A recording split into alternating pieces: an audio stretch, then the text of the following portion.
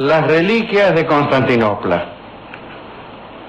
En el contexto de la llamada Cuarta Cruzada, allá por el 1204, sucedió algo terrible en Constantinopla.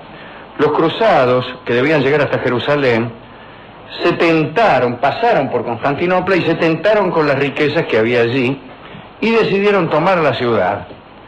La excusa fue que Constantinopla debía transformarse en base de expediciones ulteriores. Quizá eso fue cierto en un principio, pero luego todo se desvirtuó y acabó en una interminable lucha entre los países de Europa Occidental por la posesión de las riquezas de Constantinopla. Esta era una ciudad que guardaba la mayor cantidad de reliquias y de objetos acerca de los que se decía que estaban santificados por el contacto. El historiador Dusselier, en el libro El drama de Bizancio, cuenta que todos esos objetos tenían una virtud apreciable. Por simple contacto eran capaces de multiplicarse, comunicaban su potencia a una infinidad de objetos que podían a su vez transportar el milagro a cualquier parte. En realidad lo que nos dice Dusselier es que esta era la manera de explicar la demasía de esas reliquias. Había docenas de clavos de la cruz. Entonces ellos decían, un báculo de un santo que toca a otro báculo hacía de este último un báculo también poderoso. Pero más que un artículo de fe, esto era una explicación y bastante poco convincente de la enorme cantidad de reliquias que en la ciudad se mostraba. El caso es que la transferencia de reliquias hacia Constantinopla alcanzó allá por el siglo V grandes proporciones de verdadera colecta religiosa. Desde los cementerios donde se habían enterrado los primeros cristianos, se inició un movimiento masivo hacia la capital del imperio. Todos los religiosos y los funcionarios se encargaban de hacer llegar a la ciudad la reliquia que fuere. La colaboración en este berretín era tal que se cuentan algunas historias impresionantes. Aquí está la princesa Pulqueria, ¿no?, a la que en sueños se le aparecían los santos para anunciarle el lugar exacto donde estaban enterrados. Entonces Pulqueria ordenaba excavar ahí mismo donde el santo decía, y con enorme alegría se verificaba el descubrimiento. El caso es que estamos hablando del siglo V en adelante. Allá por el siglo XII, las reliquias que había en Constantinopla eran unos 4.000, una concentración inaudita, que nunca antes ni después fue alcanzada en ningún lugar. Por esos tiempos llegaron a editarse pequeños manuales para indicar a los peregrinos dónde estaban los tesoros y cuál era el camino a seguir para tomar contacto con esas reliquias y hacerse de milagros y salvaciones. Por semejante proliferación se desarrolló incluso la orfebrería religiosa. Las cabezas de los santos se encajaban en pequeñas vitrinas doradas, los brazos y las piernas se recubrían de molduras de oro y vainas de plata. En todas partes se incrustaban gemas, zafiros, alhajas. Los sarcófagos de los santos incorruptos se vestían con paños de hilos áureos. Y bueno, y así. No faltaron incluso justificaciones intelectuales para esos adornos. Ahí está Nicolás Calicles, que justamente en el siglo XII escribía que las perlas representaban a Cristo, el oro a la Virgen, las gemas, la ligazón que unía el uno con el otro y así.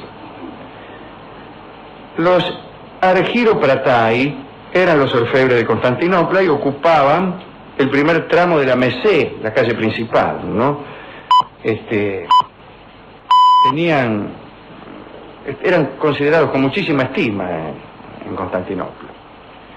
Puede decirse que las reliquias se concentraban con cierta preferencia y especialización más que preferencia. Quiero decir, había en las iglesias más cercanas al Gran Palacio un puñado de reliquias que se relacionaban con la pasión, ponele, ¿no? Y ahí estaban la Santa Lanza, la Santa Esponja, la corona de espinas, la cruz y hasta unas gotas de sangre del Cristo.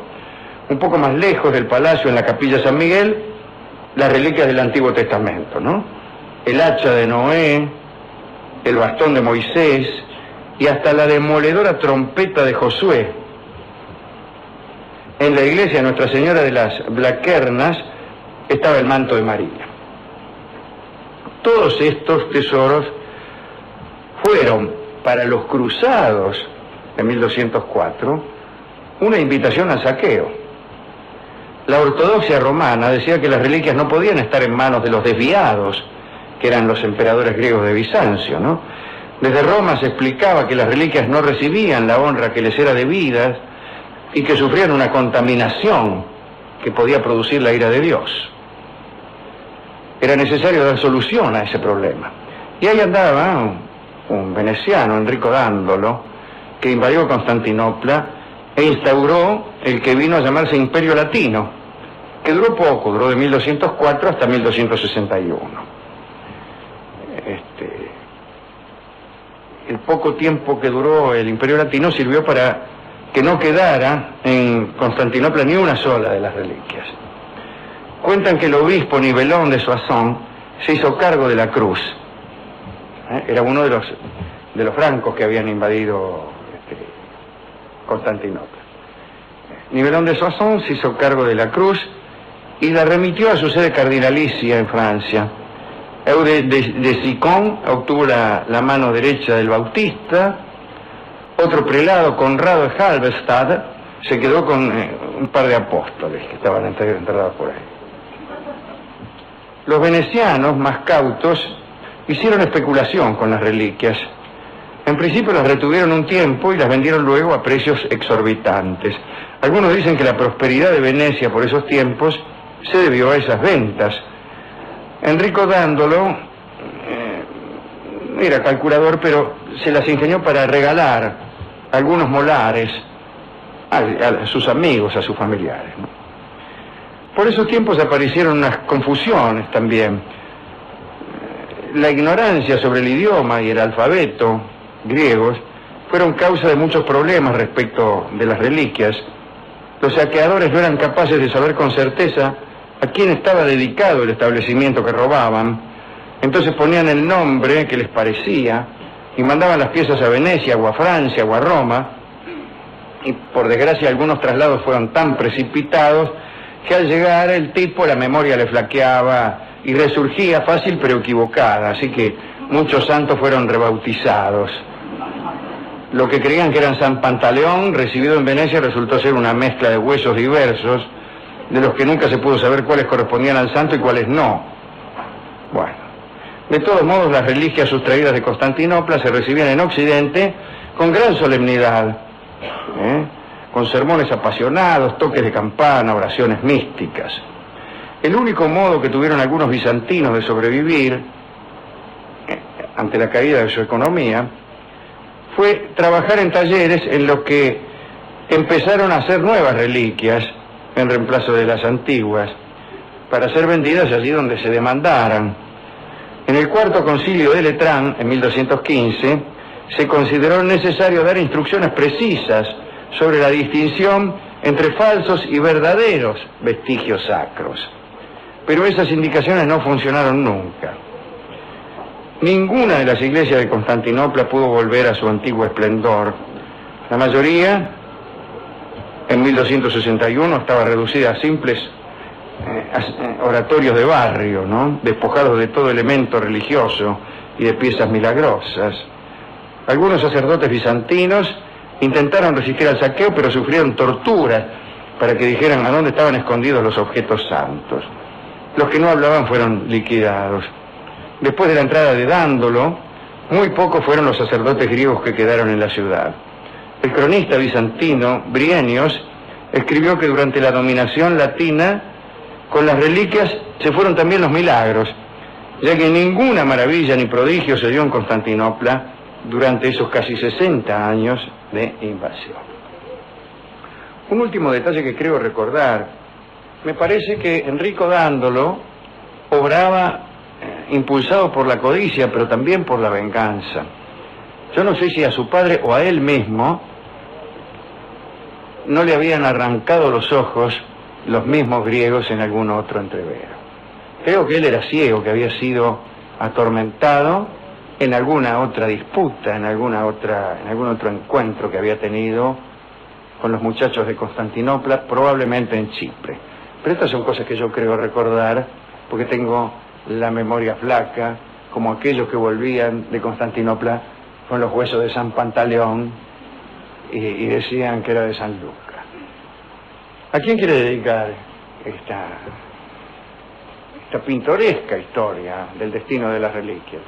Bueno, por un doble motivo, Alejandro, a San Luis, digamos, porque amaba las reliquias y porque él era un generador de reliquias a su paso, ¿no? Claro, él compró muchas de estas reliquias porque a él le gustaban tanto que los embaucadores